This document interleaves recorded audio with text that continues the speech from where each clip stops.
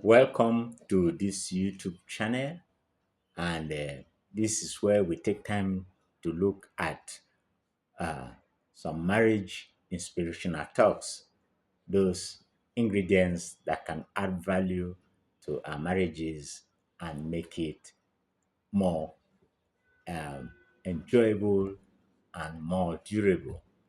Today, we shall be looking at reasons why marriages are delayed, reasons for delay in marriages.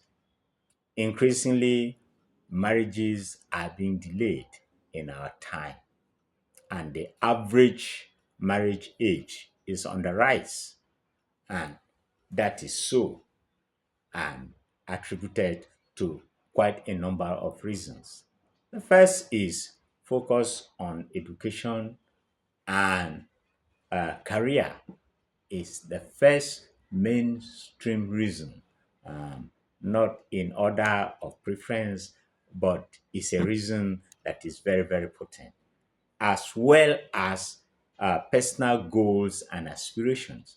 You know, education takes quite a number of time to accomplish to an appreciable level, and that at the time needed for you to get to an appreciable level of education adds to your years and increases the time where marriage is contemplated and contracted.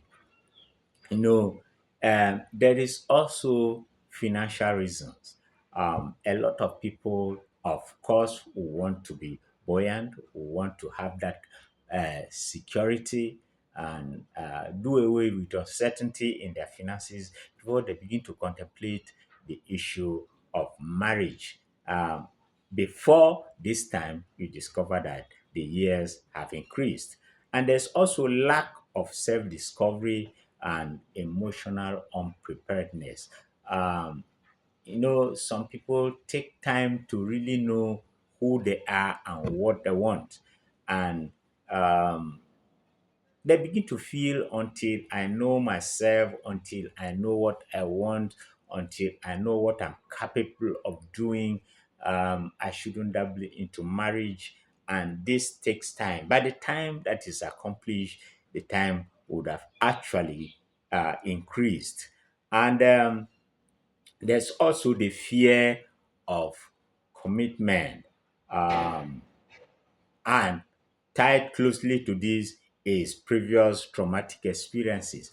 Fear of commitment, no, the would-be spouse begins to feel this person I have seen, I need to really understand before I get committed to. The man wants to understand the woman before he gets commitment, gives the commitment. The same for the woman begins to feel I should understand this man before I begin to commit to this journey of life. And this, like I said earlier, is compounded if there was a previous traumatic experience, is a break in courtship or marriage that actually traumatized the person involved.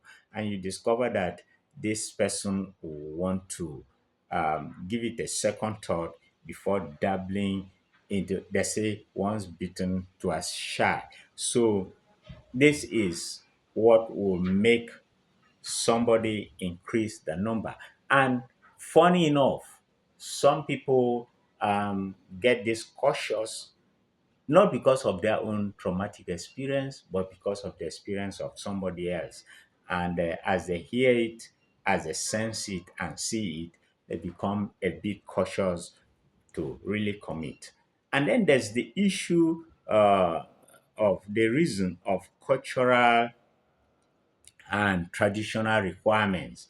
You discover that in some cultures, the bride wealth is very, very expensive. It costs a fortune to really settle the issue of the partner. It takes time for people to begin to gather, sit down and gather all that is required. to get into this very marriage ordinance. So it takes time, and it increases the waiting time for the would-be couple. And there's also the issue of in some cultures having to wait for the senior sibling to get married. And you see somebody you want to marry, and the going is almost being consummated, and they tell you, no, you can't go into it until your senior sister or your senior brother is married. Of course, this is more prevalent for the females in some cultures, and is something that can make the person wait for a lot longer before getting um, involved in marriage. Now, there's also the reason adduced, which has to do with differences in life goals. Differences in life goals. Um, you might want to have a particular goal to achieve in life, and the person you might have to marry, or you might want to marry, might have a divergent view concerning that goal. What if your aspiration is to live somewhere abroad, and then your would-be spouse is a home-based person? You discover that the values will be at par, at loggerhead. And so you want to give it some time to be able to see if this can be harmonized. And the closely tied to this is the lack of preferred suitable partner. Preferred suitable partner, because if you have a particular set of goals and you have some values, you want to look around for the person who will be in sync with your own goals, and you will agree. Say, can two go together except they be agreed? So this is in that time that you take to look for this very spouse and this very person can be a real lag for you in terms of getting to marry in time. Now, apart from these mainstream reasons or factors, there is another set of reasons which are equally potent, very, very potent in delaying people from getting married. And this borders on the discrepancy of individual values and personal conduct. And they are no less potent, and they are very much around us, and I want us to consider very strongly. For instance, as an illustration, a female might like wearing bomb shorts and going around and exposing her body and so on. Fine, she will attract people. You might attract somebody, but for the wrong reasons. I mean, when it comes to the person making a choice of a life partner, you think twice of this kind of person I'm going into.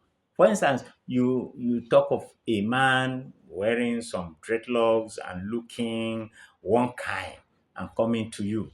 You will think twice. You will think twice, because this issue of decency and this issue of being presentable is a factor, whether we like it or not. If the law enforcement agents on the highway can single a man out for thorough investigation and check concerning criminality, I mean, then somebody who wants to take you in as a spouse should look more closely. So it's a factor, and especially in our world today, people are being a little bit more careful. And now there's another, for instance, being in church and not serving or not being committed in a service unit, you know, how do you expect? Definitely, you'll be expecting to get married to a serious Christian, a serious person, but nobody knows you. There's no visibility. You come to church very late and you are among the first people to go. Nobody knows you. How do you think that any serious minded person, will see you? And that is a factor we have to think very closely and consider very seriously. Some people, for another reason, some people are consumer oriented. Consumer oriented. Every time an income comes, that's the time you think of a spending avenue. For instance, the moment you see your man or yourself having some money, that's where you think of Brazilian braids, you think of one particular new style that has come. The moment you see the lady you want to marry with some money, or you yourself, you have some money, and that's where you begin to think of a spending avenue. Your would-be spouse will be watching. Is there any future? And so please, that issue of not having a building idea, investing idea, looking forward to the future and planning, can make somebody to think twice and begin to be cautious of going into that kind of commitment. You see, and there's another thing very, very subtle, you know, not being accommodating. You might say, this is my nature. I react to anything in time. Fine. You might say I react immediately and forget. But if you react very seriously anytime your would-be spouse want to be a bit cautious, because nobody will want to turn his future home into a wrestling ring. Get into a place you don't know. He may have come from a closely knit family that the siblings, the relations will want to come around, and you are such person that is so touchy and that kind of thing. They want to be a bit cautious before giving their commitment. So these are the things that make marriages a little bit delayed in our time. And I'm trusting God that we'll look forward to a way to trust God to begin to navigate around and get ourselves committed in a very short time. Don't forget to comment, to like, to subscribe to this channel, and don't forget to follow until I come your way. You can contact me on my WhatsApp phone number 0703 The number once again is 0703 112 Until I come your way again, I am Dr. Joseph AK. God bless you.